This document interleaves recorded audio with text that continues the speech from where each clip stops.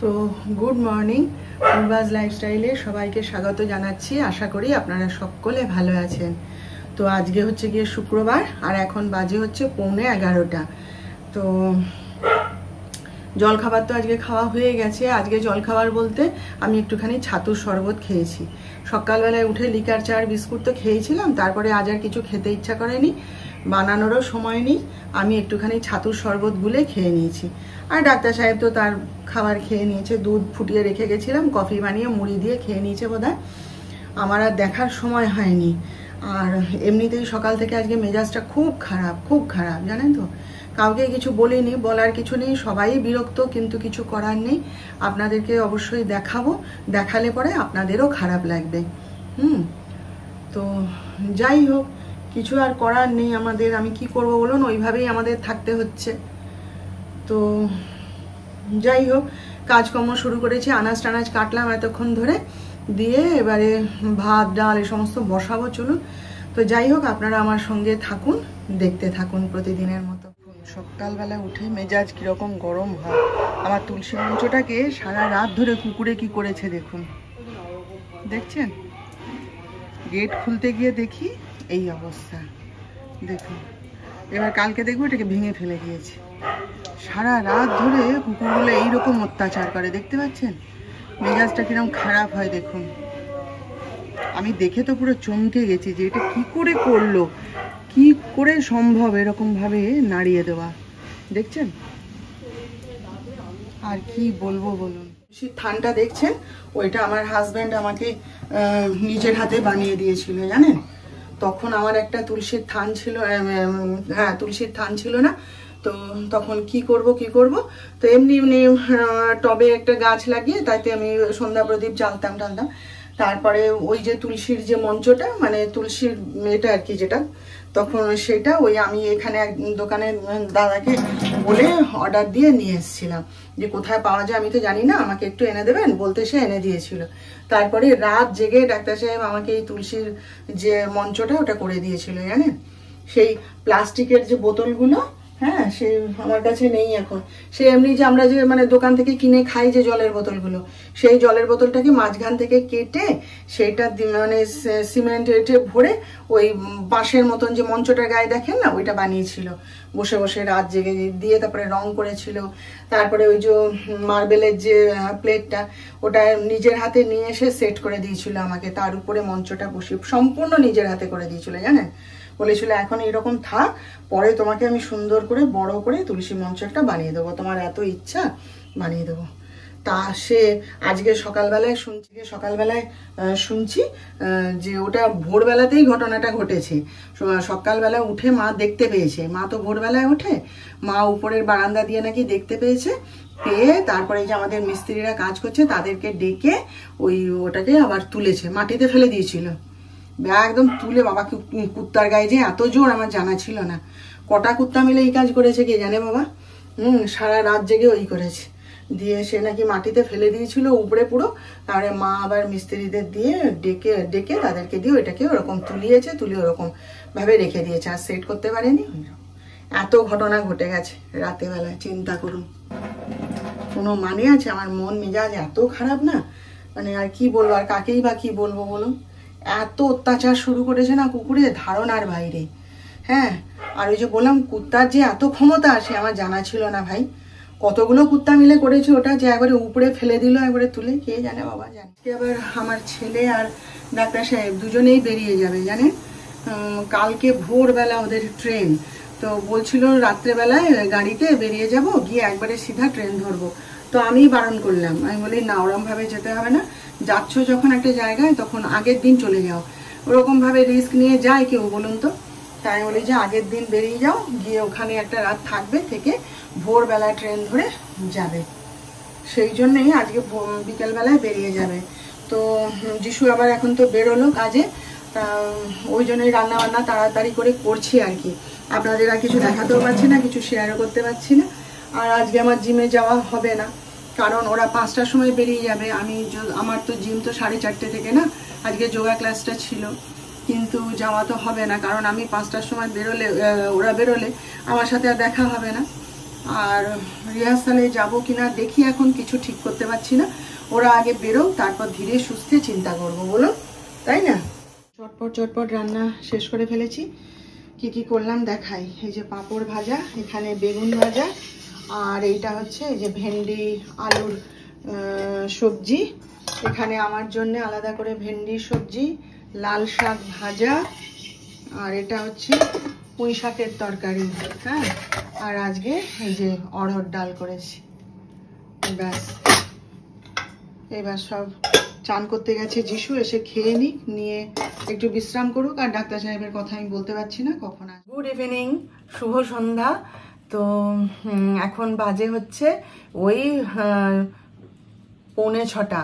তো ওরা এই 5:30 নাগাদ সব বেরিয়ে গেল। কি বলে, আজকে রাতে ওরা হাওড়াতে থাকবে, হাওড়ার এক্সিকিউটিভ লাউঞ্জে থাকবে, যেখানে আমরা সেই কালিম্পংয়ে বেড়াতে যাওয়ার সময় ছিলাম, ওইখানেই থাকবে। থেকে কালকে ভোরবেলা ওদের ট্রেন, সেই জন্যই আরো তড়িঘড়ি বেরিয়ে গেল। অত রিস্ক নিতে দরকার কি বাবা?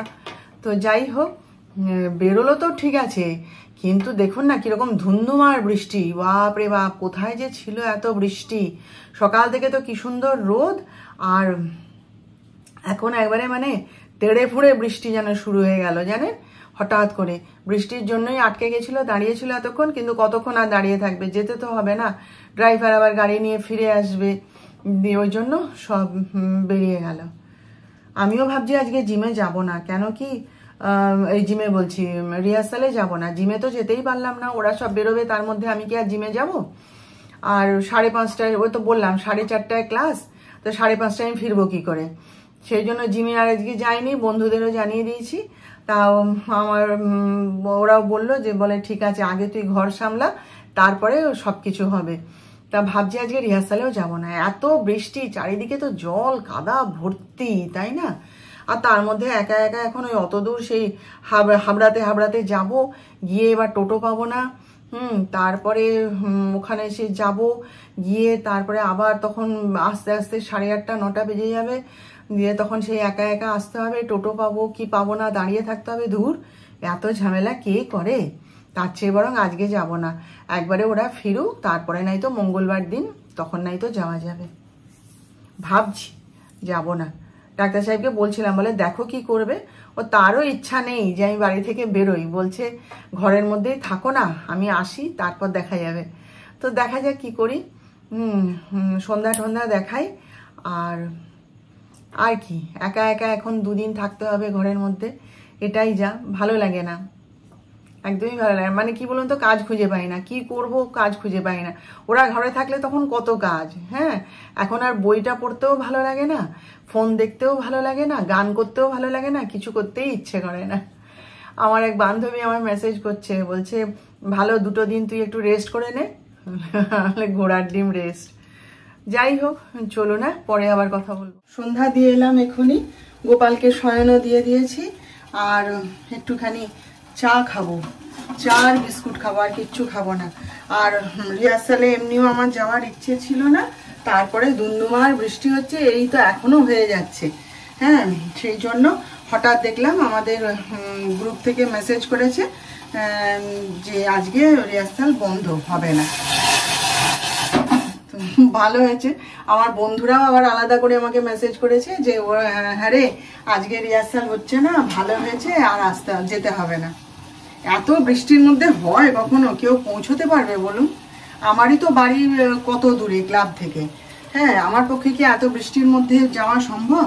ওই একবার গেছিলাম, ওই যেদিন অনুষ্ঠান ছিল সেদিনকে গেছিলাম, তাও ডাক্তার সাহেব রাগারাগি করেছিলেন, কেন বেরোলে বাইরে এর মধ্যে। তো না বেরোলে অনুষ্ঠানটাও হতোও না, তাই না? আমারও তো দায়িত্ব ছিল অনেক। তো অনুষ্ঠানটা যখন হলোই, আমাকে অ্যাটেন্ড করতেই হতো, না হলে কে করতো? অনুষ্ঠানটা হতোই না, সেই জন্য গেছিলাম। তো এখন তো আর অনুষ্ঠান নেই, আর রিহার্সালে আর যাইও নি। আমার বন্ধুরা বলছে ভালো হয়েছে, এখন তো শনিবার রবিবার 2 দিন জিম নেই আর রিহার্সালও নেই। তা আমার বন্ধুরা বলছে মানে ভালো হয়েছে, তুই 2 দিন একটু পা মেলে বস, একটু বিশ্রাম করে নে। আমি বলি ঠিক আছে। তো যাই হোক, একটুখানি চা বিস্কুট খাই, খেয়ে তারপর দেখি কি করা যায়। কাজ তো অনেক আছে, টুকিটাকি অনেক কাজ, যদি পারি ইস্ত্রিগুলো শেষ করে ফেলবো। তার আগে ভাবছি কি, সেই যে বাক্সগুলো নিয়ে এসেছি গোপালের জামাগুলো গুছিয়ে ফেলবো। তো সবার আগে একটু চা বিস্কুট খেয়ে নিয়ে তারপর আবার আপনাদের সঙ্গে কথা বলবো। বাক্সগুলো সব সন্ধ্যাবেলায় সাবান জল দিয়ে ধুয়ে রেখেছিলাম, দিয়ে এখন এই যে এটাই হচ্ছে ছোট গোপালের জামা কাপড়, সব গুছিয়ে রাখলাম। আর এইটাই আমার বড় গোপালের জামা কাপড়, সব গুছিয়ে রেখে দিলাম। নতুন জামাগুলো রাখবো দেখি। আর হচ্ছে আর একটা বাক্স আছে, সেটা কালকে বের করবো, করে তার মধ্যে গরম জামা কাপড়গুলো ঢুকিয়ে রাখবো। আর একটা বাক্সের মধ্যে ওদের বালিশ, মশারি, বিছানা সব এরকম গুছিয়ে বাক্সর মধ্যে করে ভরে রেখে দিলে কি হয় জানেন, কাজের সময় খুঁজে পাওয়া যায়। নইলে সব এক জায়গায় প্যাকেটের মধ্যে ভরে রেখে দিলে না, তাল পাই না, খুঁজে পাই না, কোথায় কোনটা খুঁজে পাচ্ছি না, করছি না, তখন আবার কিনতে ছুটি। এই বসে বসে এতক্ষণ ধরে এইসব গুছালাম। 10টা বাজতে যায়, অনেক কাজই করলাম, টুকটাক করে অনেক কাজই সেরে রাখলাম। এবার একটুখানি খাওয়া দাওয়ার জোগাড় করি, খিদেও পেয়ে গেছে। এবারে যিশুর সঙ্গে ডাক্তার সাহেবের সঙ্গে কথা হয়েছে, ওরা রুমে ঢুকে বিশ্রাম নিচ্ছে। 6টা 10-এ ভোর 6টা 10-এ ট্রেন, ওরা বলছে আমরা 5:30টার সময় বেরিয়ে যাব। তা আমি বললাম তাহলে আমি কি একটুখানি ফোন করে ডেকে দেবো। যিশু যখন মুম্বাইতে পড়াশোনা করতো তখন ওই রকম প্লেন ধরার সময় বা পরীক্ষা আছে এরকম সময় আমি এইখান থেকে ফোন করে ওকে ডেকে দিতাম যে উঠে পড়, এত বাজে কর, বা এখান থেকে যখন যাচ্ছে আমি জেগে বসে থাকতাম, ওরা বিশ্রাম নিত, আর আমি ওই ফোন করে ডেকে দিতাম, বাবু ওঠ, এত বাজে অত বাজে করে ডেকে দিতাম জানেন। তাই বলছি যে আমি কি তাহলে কালকে ভোরবেলা একটুখানি ডেকে দেবো 5:30টার সময়। বলে না, দরকার নেই, আমরা 3 জন আছি তো, গল্প গুজব হই করে কেটে যাবে। তো যাই হোক, আমি তাহলে এবার একটুখানি খাওয়া দাওয়া করি। আর আজকে কনাকে আসতে বারণ করে দিয়েছি, কেন কি তখন প্রচণ্ড বৃষ্টি হচ্ছিল, আর তারপরে আজকে অনেক বেলায় খাওয়া দাওয়া করেছি তো 3 জনে মিলে, আর রাতের বেলায় আর রুটি তরকারি কোনো কিছু খেতে ইচ্ছে করছে না, একটু হালকা কিছু খেয়ে নেব। তাই বললাম যে আজকে থাক, আমার জন্য আর ওই 2টো রুটি করে দেওয়ার জন্য তোকে আসতে হবে না, আমি রুটি আজকে খাবো না, ভালো লাগছে না, তুই একবারে কালকে আসিস। তো যাই হোক, তাহলে এই সঙ্গে আজকের ভিডিওটা এখানেই শেষ করে দিচ্ছি। আবার আমাদের দেখা হবে, আপনারা ভালো থাকবেন। আর আজকের ভিডিওটা কেমন লাগলো একটা লাইক, শেয়ার ও সাবস্ক্রাইব করে প্লিজ জানিয়ে দেবেন।